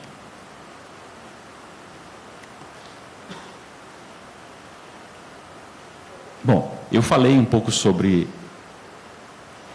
Vocês lembram do material que eu estava explicando, da produção de materiais didáticos? O primeiro que eu falei, a primeira edição, nós fizemos um segundo lançamento de sinais de geografia, né? Fizemos ajustes, tínhamos falhas, é normal dos processos editoriais, né, gente? A gente sempre lança a primeira edição, vem com alguma falha, no segundo a gente vai corrigindo e sim vai lançando novas edições, se as falhas são corrigidas. E aí a gente gravou de novo o material, muito aprimorado, né? A gente tinha uma qualidade visual muito melhor nessas estratégias, agora tinha o mapa, o sinal ali sendo referenciado. Chamamos a mesma equipe do INES que construiu o primeiro, eles toparam o desafio, trabalhamos, fizemos uma nova pesquisa, aprimorando todo esse processo, né? Esses conteúdos, e aí corrigiu as falhas da primeira edição e lançamos. Mas lembra, gente, a pesquisa é uma etapa importante de todo o processo. E essa pesquisa de maneira coletiva, né? Fazer isso trabalhando em grupo é importante para a qualidade final do material. E a gente vai divulgar em breve esse material aqui, podem aguardar, um novo material, tá bom? Também do Instituto, também do INES, né? Isso é muito bom, a gente está ressaltando aqui. Bom, e aí comecei a fazer o mestrado na UF, vocês lembram que eu comentei? Em diversidade e inclusão. Então, da experiência de sala de aula, dessa sala de aula presencial, vocês conhecem os municípios, né? Nós começamos a falar, então, de uma maneira interdisciplinar, né, de professores de várias áreas, começamos, então, a falar sobre onde cada um vivia, em qual estado eles viviam, qual bairro eles estavam, né? Os estudos confundem muito esses elementos, né, geográficos, vamos dizer assim. Nós abrimos o mapa, literalmente, né? Eu comprei um mapa grande da cidade do Rio de Janeiro, do estado do Rio de Janeiro, e falei, você mora onde? Vamos lá. Eu moro aqui, ó, em Mesquita. Ok, então vamos colocar um pino aqui, ó. Você mora aqui. Colocamos a foto de cada pessoa, né? Nilópolis, morava em Nilópolis, Jacarepaguá. Ah, você mora longe ou perto? Muito longe do INES, está vendo? Eles conseguiam visualmente perceber a distância, né, a partir desse mapa da cidade do Rio de Janeiro, porque às vezes a gente está soletrando ali a cidade, a gente não sabe a referência espacial, se é longe, se a locomoção, se é demorado, se é difícil chegar, se é fácil. Então isso tornou mais claro para eles. Gente, os municípios não têm sinais, a gente chegou a essa conclusão, né? Peraí, começamos então um trabalho de criar os sinais, né? No meu mestrado eu escolhi isso como tema, como objeto, criar sinais dos municípios do Rio de Janeiro. E aí filmei esse material, esse conteúdo. Então assim, olha só como é a minha história, né? Tem um modelo que já tinha sido feito e eu reproduzi esse modelo. Eu não apenas filmei, tá? Eu criei também um jogo de cartas que mostravam, né, os municípios, apostilas, DVDs. EVA também, aquele material, né, flexível que a gente usa para fazer, né, esse jogo, era visual, as pessoas podiam reconhecer os municípios facilmente, não foi só um produto não, do meu mestrado, não. E os alunos, porque a gente tem que fazer materiais diferentes, sabe por quê? Porque os alunos têm necessidades diferentes. Então, você cria materiais didáticos diferentes para atender essas diferentes necessidades. Alguns gostam mais da carta do jogo, alguns gostam mais do glossário, enfim. E aí isso vai avançando e a gente consegue adaptar. Pode avançar, por favor. Volta só, mais um. Volta um. Ah, gente, olha só. Eu escolhi umas bases teóricas, né? Vocês conhecem a pedagogia visual, que é uma teoria importante. A professora doutora Ana Regina Campelo. A pedagogia visual, isso é muito importante, eu usei isso como base para poder, em todo o meu trabalho, né? E também uma outra teoria das línguas emergentes. Não é poesia não, tá, gente? Nós estamos falando das línguas emergentes. Da autora, da professora Shirley. Inclusive trabalha com a questão indígena. Então, os alunos, a gente tem que entender que eles são têm diferentes identidades, diferentes tipos, né? Os alunos vêm de uma experiência, de uma língua diferente, alguns têm um atraso educacional, e a gente vivencia isso, a gente tem que ser capaz, dentro da sala de aula, de fazer uma leitura desses contextos, onde esses alunos, a partir das vivências desses alunos. E essas duas teorias me auxiliaram na leitura e na preparação das minhas aulas, né, fazem parte do dia a dia do meu trabalho, da minha área. E quando eu crio um material didático, sempre estão ligados a essas duas estratégias. Vocês estão vendo isso aí? Sabe o que é isso? Vocês estão curiosos, vocês querem saber o que é isso, né, gente? Gente, pelo amor de Deus, eu já vou falar, se aguentem. Bom, eu sou arquiteto por formação, eu falei para vocês, né? Eu aprendi muita coisa. Além de desenho, eu aprendi a fazer maquete, gente. Maquete é o nome disso que vocês estão vendo. Esse é o sinal que a gente usa. Fazer maquete é uma coisa assim, você pode fazer pequenas casas, edifícios. Eu sou apaixonada com isso, porque assim, muitas pessoas pedem para mim montar maquetes porque não sabem criar maquetes. Muitos colegas me pedem assim, inclusive querem me pagar por isso, eu quero que paguem. Eu tenho que ser remunerado por isso. Não é um serviço gratuito não, tá? Eu tenho os cursos, né, para fazer as maquetes, então assim, podem me chamar, mas me paguem que eu faço para você. A maquete é muito legal. Eu vou lançar essa maquete aí, ó, vou explicar para vocês como é. Eu criei essa maquete no meu projeto de história do INES. É muito interessante. Eu vou mostrar um pequeno recorte, mas assim, vocês estão vendo um pedacinho, mas ela tem mais coisas. O professor Marcos Vinícius, fica de pé, por favor, professor. Aqui. Junto com ele, né? Junto com o Marcos Vinícius, a gente organizou esse projeto da história do INES, porque tem a ver, né? Ele é pedagogo e eu, professora de Libras, nós fizemos essa parceria importante para fazer um projeto de aula, um plano de aula, né, para realmente, o pedagogo me ajudou, então, a criar, né, essa maquete, para pensar em como ensinar isso também para os alunos. A Libra, gente, usar a Libra de forma interdisciplinar, a história, o português e a geografia, tudo isso está aqui, ó, é um projeto interdisciplinar, e eu vou mostrar depois para vocês, não agora, tá, gente, não dá para mostrar tudo, mas podem esperar que eu vou lançar isso mais adiante. Aguentem aí que eu vou lançar, podem esperar. Dá para ver a maquete, né? Olha que interessante.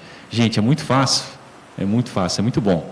Vocês, no futuro, inclusive, podem também seguir esse meu modelo, né? Eu quero ver vocês, né? Quando eu estiver velhinha, ver vocês aí avançando no processo da educação de vocês e criando outros materiais didáticos. Eu espero isso, eu tenho muito orgulho dessa geração, que eu espero que eles possam seguir esses passos, esses caminhos que eu dei também no meu processo educacional. Pode avançar. Muito obrigada a todos vocês, muito obrigado, eu amo todos vocês, meu contato está aqui, podem me chamar, vanessalesse@ines.gov.br, e estamos aqui, né? Sou do DESU, me encontra lá, tá? Muito obrigada de verdade aos intérpretes, estão aqui, né, fazendo interpretação voz. Você quer água? Quero. Obrigada.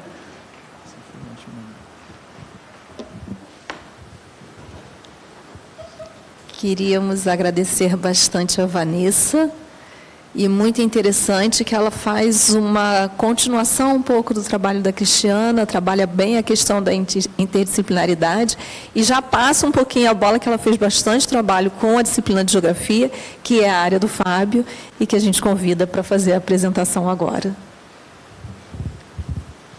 Obrigado.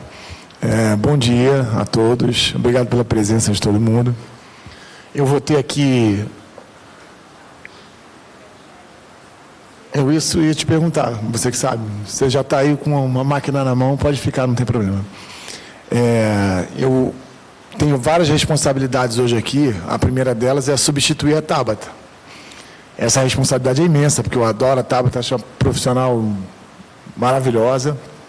E apresentar um trabalho sobre o material didático dela, que ela realizou, inclusive, no CF1, bacana, em função do doutorado dela.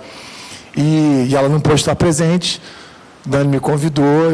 Eu basicamente já apresento coisas sobre geografia e ensino de geografia para surdos. Então, rapidamente, eu tentei organizar o meu trabalho para que vocês possam ter aqui uma pequena amostra do que a gente pode fazer. E aí eu falo como a Cris, a outra responsabilidade é falar depois da Cris e depois da Vanessa, que apresentaram trabalhos muito legais, um teórico, mostrando as questões da língua portuguesa e Libras, e a experiência da Vanessa, que não tem palavras, né? A experiência da Vanessa é uma coisa assim... Foi a minha primeira professora de Libras, e eu já abro o meu trabalho dizendo o seguinte: graças a ela, eu entendi a necessidade da imagem como base no ensino de geografia para surdos. Foi ela, assim, a primeira pessoa a tocar nesse assunto. Quando eu cheguei na sala de aula dela, ela falou, use muita imagem. Eu não sabia nem Libras. E ela se comunicando, ela usa muita imagem, porque o surdo com a imagem tem um facilitador na compreensão. Isso, para mim, foi um pulo. Vocês vão ver que toda a minha apresentação ela vai estar rica em imagem, já pensando no que a Vanessa tinha falado lá atrás. Isso foi em 2014. Então, eu vou trazer para vocês os recursos visuais que eu uso. Só que vocês vão ver que a minha apresentação, ela, além das possibilidades visuais, ela vai, no final, quer dizer, em grande parte, vou usar o cinema como esse elemento. E aí eu vou dizer o seguinte, eu, diferente da Cris e da Vanessa, eu sou menos organizado que elas vêm com papel tudo direitinho, eu vou aqui na minha cabeça tentando organizar aquele trabalho que eu fiz lá. Então, não se preocupem se eu fizer um vai e volta, porque eu tenho assim, eu vou construindo o pensamento daquilo que eu já escrevi e produzi lá. Dani, avança aí, por favor. Então, para a gente começar, é o seguinte, eu sem saber o que Vanessa ia falar, e o que a Cris ia falar, mas eu já coloquei ali coisas como a dificuldade do trabalho docente em geral, de forma geral, a diversidade surda, que eu acho que é uma coisa que a gente tem encontrado cada vez mais, inclusive no INES, que é aquela coisa da gente, assim, a gente vai ter o surdo sinalizante, mas eu tenho um exemplo claríssimo disso no meu 7º ano. Eu tenho um surdo não sinalizante dentro da sala de aula com outros sinalizantes. Então, a gente vai ter essa diversidade surda, e aí essa surdez, que é muito plural, ela tem que estar o tempo todo com a nossa atenção. Como fazer numa sala de aula? Eu vou dar aula de geografia para surdos que são sinalizantes, outros que não são sinalizantes, que oralizam o tempo todo, e eu com a dificuldade enorme de oralizar e sinalizar ao mesmo tempo. Porque, para mim, é uma dificuldade. E hoje eu tenho até me esforçado para fazer isso, mas é muito difícil. Como a gente pode agregar e fazer com que todos esses alunos tenham acesso, compreensão, daquilo que a gente está tentando passar para eles, e essa troca se firmar de uma maneira em que a gente se sinta seguro. Além dessas diversidades, a gente vai encontrar, claro, as diferenças todas que a gente tem na sociedade, diferença cultural, de gênero, social e étnica, que vão fazer com que cada um tenha uma percepção diferente daquilo que a gente apresenta na sala de aula. Vai, Dani, por favor. Aí eu trouxe aí, eu acho que um pensador da educação que todo mundo usa como referência, porque eu acho que a educação, nesse sentido, ela é para todos, e todos mesmo, não todos, alguns, né? Tem gente que diz que é educação para todos, mas na hora de pensar a educação ou de botar em prática a educação, acaba que os todos não são todos, porque a gente tem incluídos, a gente tem uma diversidade tão grande que eu acho que essa expressão, essa frase que ele usa, é uma frase que marca esse passo que eu vou dar agora, que é o passo adiante. Se eu estou pensando na educação para todos, ela tem que incluir todo mundo que está na minha sala de aula. E essa preocupação eu tenho permanente. Dani. Por isso eu trago mais 2 autores que vão falar sobre a centralidade da imagem. Primeiro a imagem é fundamental, e ela é fundamental para alunos ouvintes, para alunos surdos, só não é para os alunos cegos, que aí a gente tem um diferencial. Mas, no meu caso, que eu não tenho alunos surdos cegos, eu até poderia ter na sala de aula, a imagem passa a ser um fator fundamental. Na geografia em particular, a geografia tem uma riqueza muito grande quando a gente se relaciona com a imagem. Inclusive, quando a gente fala, e tem material didático falando sobre isso, bastante rico, das coisas mais teóricas e abstratas. A gente consegue, com a imagem, essa abstração ficar um pouco mais próxima da realidade. A gente aproximar aquela abstração de uma coisa que a gente está pensando, formulando ideias, e a gente traz a imagem para dentro da sala de aula. Esses 2 pensadores, um deles é o César Migliolin, que é da UF, é do cinema e fala sobre cinema e escola, e a outra Reili, que eu acho que uma maioria de vocês deve conhecer, que fala sobre a questão da imagem como um aspecto central na educação. Vai, Dani. Olha a quantidade de imagem que eu trago. Na verdade, assim, todas essas imagens eu uso em sala de aula. Todas. São imagens que vão falar desde latitude e longitude, até diferença social, até a cidade, imaginar a cidade de cima, fazendo tem uma imagem aqui à esquerda, vocês vão ver que é uma imagem muito legal, que é a cidade lá embaixo, mas um deserto em cima. Então, é uma imagem que aí a Cris trouxe uma coisa do texto, que não é o não textual, né? A geografia é não textual, se a gente observar, ela é não textual por si só. A gente vai ver lá a conexão, a globalização, então tudo aí eu trago como imagem, e essas imagens eu trago o tempo todo na sala de aula, porque ela é a minha base de apresentação em sala. Badani.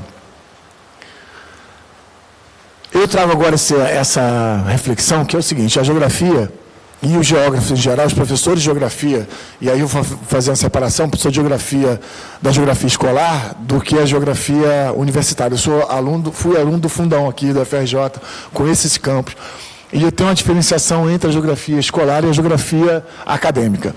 A geografia escolar, inclusive os professores de geografia, a gente se acha muito com fronteiras muito próximas de todo mundo, a gente fala de tudo.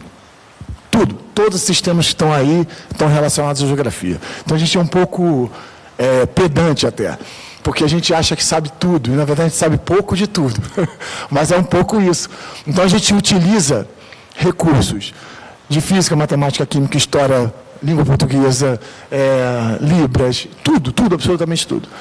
E a geografia, então, é uma disciplina que tem esse caráter, que a gente chama, muita gente usa multidisciplinar, outros interdisciplinar, outros transdisciplinar, enfim, a gente pode depois passar por esse debate, mas a geografia tem isso. Então, a geografia tem uma característica facilitadora, no sentido de usar a imagem, e agora eu vou usar o cinema em particular, que é a minha praia maior.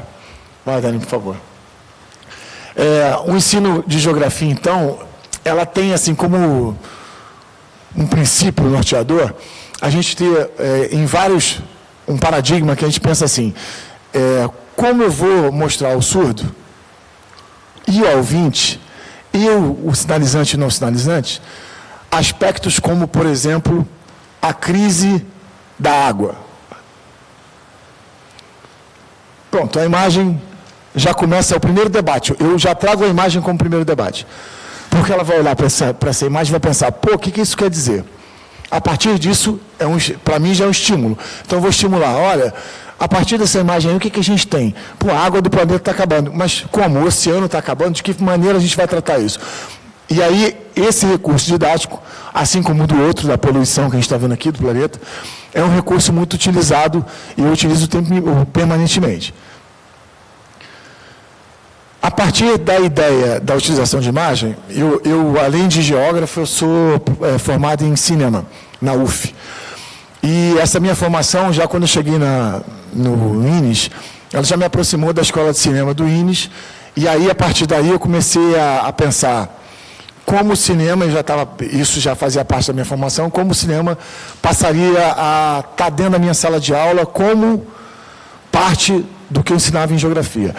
O cinema, então, passou a ser o seguinte: eu tentava usar o cinema como um dos elementos, e aí eu vou quase dizer que o elemento principal e fundamental eu estou tentando pensar mais para frente, num currículo todo feito com o cinema para a geografia. Isso demanda, enfim, uma pesquisa enorme, mais um tempo enorme, mas eu estou pensando nisso, como eu vou fazer isso, pegar a BNCC e dizer, olha, eu consigo fazer um curso todo de geografia através de cinema. Mas eu comecei a fazer isso passo a passo, de forma bem lenta e mais breve. Como? Eu comecei a pegar pequenos filmes. Para quem não conhece, tem muitos filmes já disponíveis na internet. Tem um festival que chama Festival do Minuto. Então, para a gente que é professor, que tem 50 minutos de sala de aula, a gente consegue ter filmes de 1 minuto, 3 minutos, 5 minutos, 15 minutos, que são bem interessantes, para a gente poder usar e continuar dentro daquele debate com o filme. Não é porque a gente está acostumado a pensar no filme com aquela coisa do tempo de 1h30, de 2 horas, e a gente até às vezes não tem nem o tempo suficiente para utilizar o cinema como recurso dentro da sala de aula, e aquilo fica quebrado. A gente passa que nem novela, né? Passa na segunda, termina na quarta, e às vezes nem termina, leva para a segunda seguinte, fica uma coisa mais quebrada. Como a gente tem essa possibilidade de ter pequenos filmes, eu comecei a usar esses pequenos filmes, e são riquíssimos, tá? Quem depois quiser, eu tenho, na minha dissertação de mestrado, eu fiz um levantamento de mais de 200 filmes para ensinar de geografia, e eu tenho isso catalogado. Quem quiser, tivesse interesse, pode me procurar, depois eu dou o endereço de onde tem esse recurso. E aí, o cinema, então, passou a ser central na minha aula. Então, assim, raramente eu não tenho um filminho de 1 minuto, 2, 3 para passar na sala de aula. Tá vendo? Esse é um deles. Se você puder, se você conseguir, acho que lá da cabine que ele vai conseguir dar o...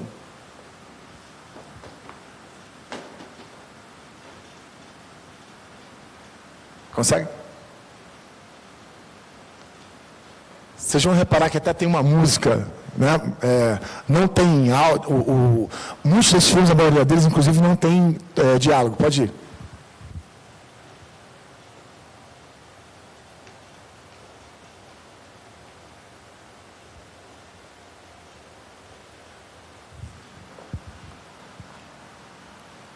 Foi, não?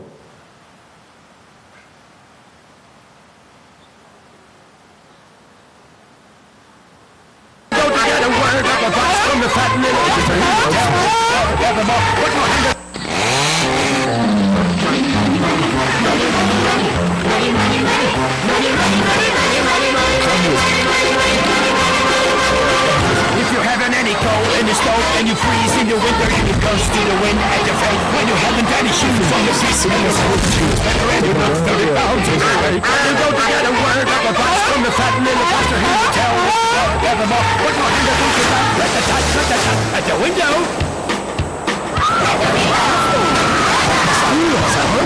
Eu vou até explicar, porque na verdade assim, esse filminho, que deveria ter passado aqui, mas está... vocês reparem que tem uma música no fundo, que ela tem um elemento importante para quem assiste, quem é ouvinte, que fala sobre dinheiro, o tempo todo, dinheiro, dinheiro, dinheiro, dinheiro. E é uma música que está em inglês e tal, enfim, mas se não tiver a música, a animação, ela é uma animação que é uma animação sobre a questão ambiental, que começa com uma pessoa cortando uma árvore e vai ter uma consequência que é uma animação que vai essa árvore derruba essa bolsa, que derruba esse copo, que derruba aquilo, que derruba e que vira um petróleo e que volta para você. Então a animação é exatamente isso, tem 1 minuto. vocês viram, o som é importante como elemento para quem é ouvinte, mas se não tivesse o som, a compreensão é a mesma, literalmente a mesma. E eu ainda digo para eles, tem um som, uma música nessa animação que aborda a questão do dinheiro. Por quê? Porque é fundamental que a gente diga, a gente está falando sobre a questão do dinheiro. Então, essa animação, por exemplo, ela é fundamental para, por exemplo, para a gente começar um debate sobre a questão ambiental. A questão ambiental, então, ela é riquíssima de material na internet, de 1 minuto, 3 minutos, é riquíssima. Essa aí é do Greenpeace, por exemplo. Tá? É uma animação de 1 minuto do Greenpeace. Mas tem outras organizações, assim como eu falei para vocês desse festival, tem outras que têm várias animações, são muito legais, que a gente pode usar. E são animações que vão para crianças de 3, 4, 5 anos até o ensino médio, tá? Tem animação, tem filme de 1 minuto, filme. Eu tenho um filme que eu passo que tem a ver com a questão do trabalho, que chama Currículo, que é um filme premiadíssimo, ele tem exatamente 1 minuto. Então, assim, eu acho que é muito importante a gente... Você voltou, Dani? Isso. A gente trabalhar essa questão de cinema e... Eu dou uma reduzida justamente porque ela pediu por causa do tempo. Senão a gente vai passar o tempo demais. Aí eu acho legal a gente ter um debate, porque tem a opção de todo mundo poder falar e a gente ter essa troca. Então, só para a gente finalizar, o cinema passou a ter essa grande importância dentro da minha sala de aula, porque eu vi no cinema um instrumento capaz de ser um instrumento que atingia todo mundo e acho que você pulou um slide que era a minha conclusão. Isso, obrigado. Pulei não, eu que mandei, eu pedi para você pular. Que é o seguinte, o Edgar Morin tem um livro sobre cinema, ele escreve sobre tudo, é incrível. E ele é o cara da educação, mas ele tem um livro sobre cinema que é maravilhoso, que eu usei inclusive na minha dissertação, assim. E ele fala sobre cinema como uma coisa que ele chama de esperanto natural, que seria uma linguagem mundial, porque todo mundo... E tem várias experiências antropológicas que são bem importantes, que levaram o cinema para um monte de gente que nunca tinha visto aquilo e todo mundo entendia. E aquilo impressionou quem pesquisava. Porque, como assim todo mundo? Todo mundo. Independente da etnia, do lugar, pegava um vídeo em cinema, levava a pessoa e entendia aquilo. Então ele chamava isso de esperanto natural. Ele falou assim, o cinema tem essa capacidade de ser um esperanto natural. E eu levei isso adiante e faço uma brincadeira, pode ser um gestuno natural.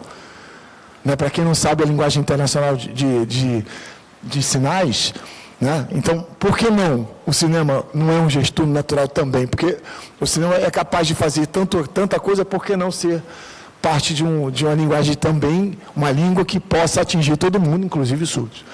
E aí eu termino com essa coisa do Edgar Morin, porque eu acho que o cinema passa a ser esse instrumento fundamental para a sala de aula, no geografia em particular, mas eu acho que para todo mundo, que essa mesa multidisciplinar, que é muito bacana em relação a isso. Em seguida eu trago a bibliografia, depois quem quiser, tem mais coisa, tá? Mas é muito coisa que eu usei para essa fala, mas também tem mais coisas sobre a questão do cinema e a geografia e o cinema e geografia. Obrigado.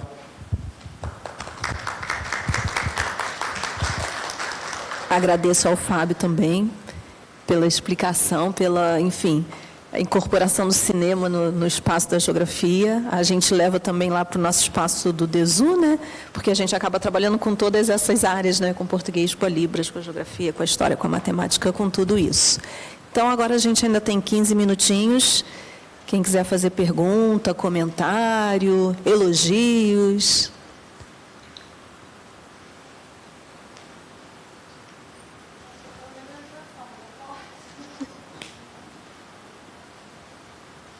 Libras.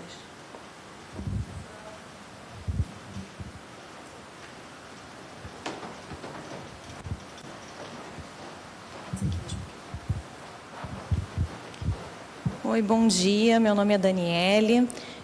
O meu sinal é esse aqui. Eu sou professora de português e literatura do INES. Bom, eu vou começar pela Cris, que é minha colega de trabalho, nós trabalhamos na mesma equipe. Cris, eu conheço o seu trabalho. Então, vou te fazer uma pergunta, porque eu gostaria que todo mundo tivesse acesso a isso também. Gostaria que você falasse um pouquinho sobre como você faz esse trabalho de escrita e reescrita das redações com eles. Para o Fábio, eu sou professora de português como segunda língua para surdos, eu sou bastante ligada nessa questão da segunda língua e dos níveis, né, de aprendizagem da língua e das linguagens. Então, você está falando de construir um currículo de geografia baseado no cinema.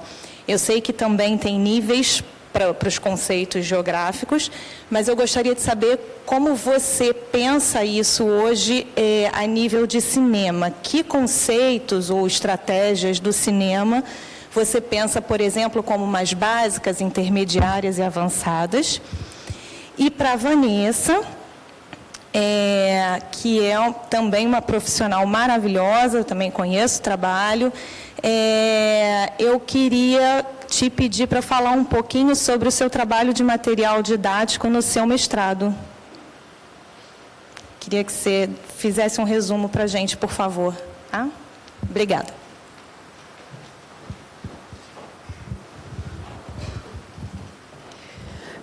Vou começar respondendo na ordem, né? Já que a Dani fez a primeira pergunta para mim. O trabalho de reescritura é muito valioso, né, em qualquer circunstância de sala de aula de ensino de língua portuguesa, porque é a partir do reconhecimento dos desvios que eles vão criando um padrão também para o acerto. E esse trabalho ele é diferente a depender, claro, né, do aluno da turma, mas também do gênero textual com o qual a gente está trabalhando. No caso específico do texto dissertativo argumentativo, que foi o último que eu apresentei, eu vi muito sucesso fazendo a questão do plano textual. Então, eles começavam a escrever sem muito planejamento ou com um planejamento muito... um esboço de planejamento ainda, e a partir do texto feito, porque eu acho realmente sempre melhor que seja a partir do texto já feito, eles iam replanejando e traçando novas rotas para, aí sim, fazer um texto com aquela determinada organização.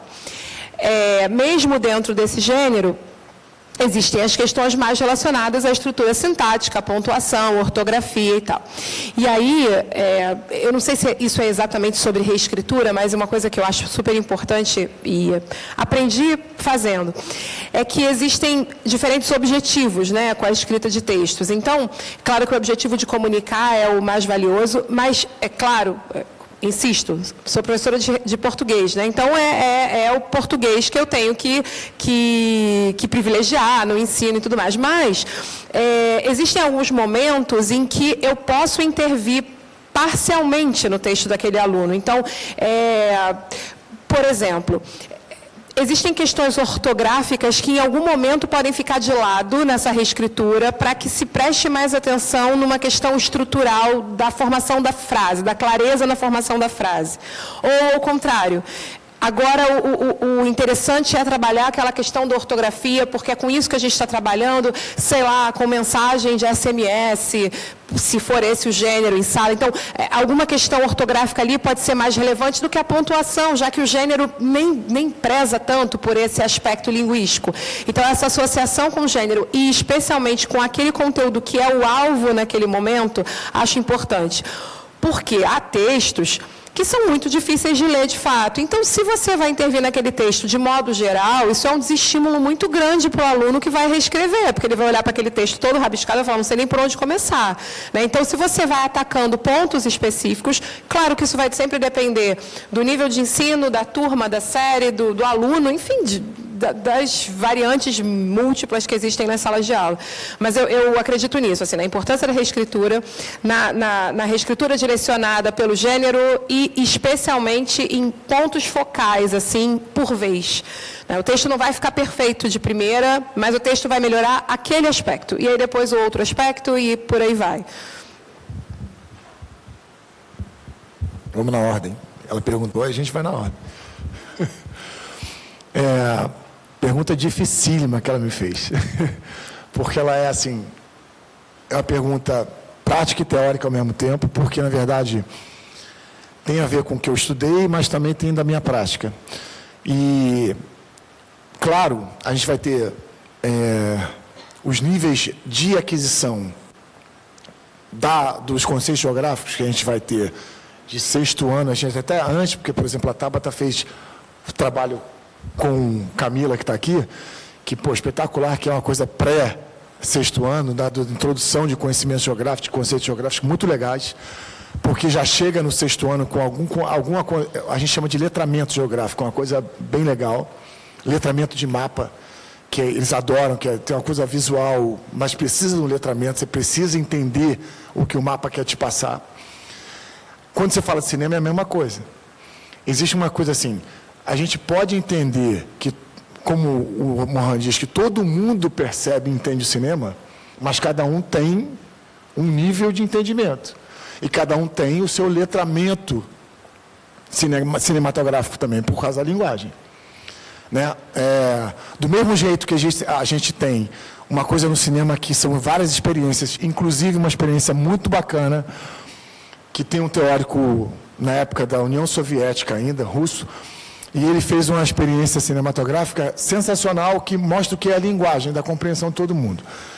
Ele pegou um take que a Irla, que com esse mesmo rosto, fez pão, mostrou um prato de comida. Pergunta para as pessoas, o que vocês estão entendendo? Ela está com fome. Pegou esse mesmo take, ela não fez cara diferente nenhuma, essa mesma imagem, e botou uma moça. As pessoas desejam. Ué, como é que isso é automaticamente? Como isso é feito de forma direta? Todo mundo entendia isso. Não existia uma dúvida. Então, quando você está me perguntando, claro que existe essa diferenciação, claro. E claro que existe também o princípio de que você vai usar o material do cinema, animação inclusive estou botando tudo isso na mesma conta, para diferentes níveis de idade, formação, maturidade, né? Mas a gente consegue fazer isso olhando a disciplina e dizendo assim, agora eu vou dar meio ambiente, lá já no 8º para o 9º ano. A gente sabe que até chegar lá, eu vou passar outras coisas no cinema. Quando eu chegar a falar do meio ambiente, ele vai ter uma noção do que é bioma, uma noção do que é floresta, uma noção... Isso com o cinema também, eu consigo fazer. Então, a gente consegue dividir e achar material que seja um material que seja formativo, no sentido de ter uma categoria, depois a outra, depois a outra. E é diferente, aí eu acho que é todo mundo entender, não é a mesma coisa que a gente fazer aquela aula em que eu estou filmando e explicando. São coisas distintas. Não é a mesma coisa que só um documentário. O documentário também está incluído nessa história de eu passar. Documentário, ficção, animação, tudo isso se agrega. São várias categorias dentro do cinema, mas que vão me ajudar a mostrar conceitos geográficos, a falar sobre conceitos geográficos. E depois, esse desdobramento lá na frente, a gente vai ter com coisas que são mais complexas dentro do próprio cinema. Você me provocou de forma difícil para burro e eu tentei me virar aqui. Foi suficiente, todo mundo entendeu? Foi legal? A pergunta seria como seria a criação do material de mestrado, é isso? Posso ficar de pé ou sentado? O que você prefere? Eu vou talvez me exercitar um pouquinho ficando de pé aqui. Agradeço pela pergunta, porque, na verdade, o meu desejo na minha criação de material é esse plano antecipado que foi feito, esse plano de aula, né? Com relação aos conteúdos, por exemplo, onde nós moramos, né?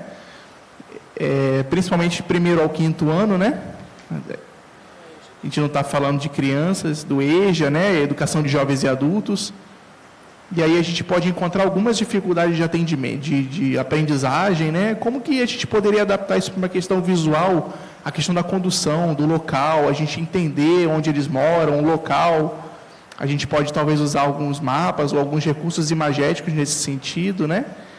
E aí esse trabalho, essa luta, né? Essa pesquisa, principalmente a gente pode usar o Google, né? Usar ali o Google Maps, por exemplo, né, onde o satélite pode nos auxiliar nesse sentido, onde a gente consegue ver as ruas, o Street View, por exemplo, onde ele consegue, através do 3D, consegue ver essa dimensão dos materiais. O Google não iria mostrar os sinais específicos, né? Mas a gente sabe que tem essa ausência de informação. E a falta de acessibilidade é, de fato, vista nesse sentido. Então, como a gente pode analisar isso? O mundo em Libras, seja através do Brasil, né, ou em outros países, a gente pode perceber algumas ausências de município, né? O bairro também, está faltando alguns sinais, essa ausência dos sinais, a gente consegue perceber isso. E aí, como que a gente pode elaborar alguns tipos de materiais dentro dos próprios municípios, através de recursos, a gente consegue resolver e criar esses recursos imagéticos, né?